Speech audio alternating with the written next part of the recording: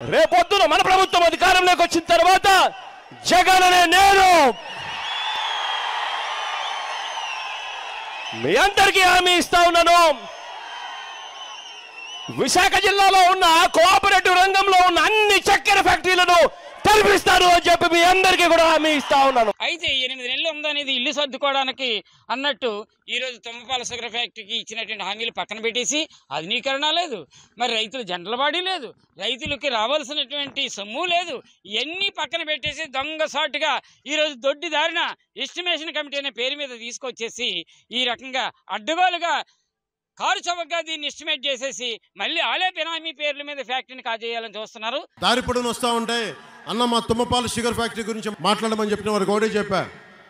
2014 నుంచి మన అనకాపల్లిలో తిరిగినప్పుడు పోరాట యాత్ర 2018లో తుమ్మపాల షుగర్ ఫ్యాక్టరీకి వెళ్ళాను.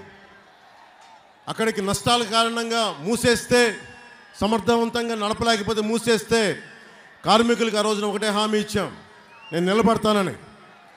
అదే వైఎస్ జగన్ ప్రభుత్వం మేము వచ్చి దీన్ని తెరిపిస్తానని చెప్పి ఈ రోజున దాన్ని 300 కోట్ల రూపాయలకి సైలెంట్గా మౌనంగా దాన్ని ఒక రియల్ ఎస్టేట్ పీస్ లాగా అమ్మేస్తూ ఉన్నారు.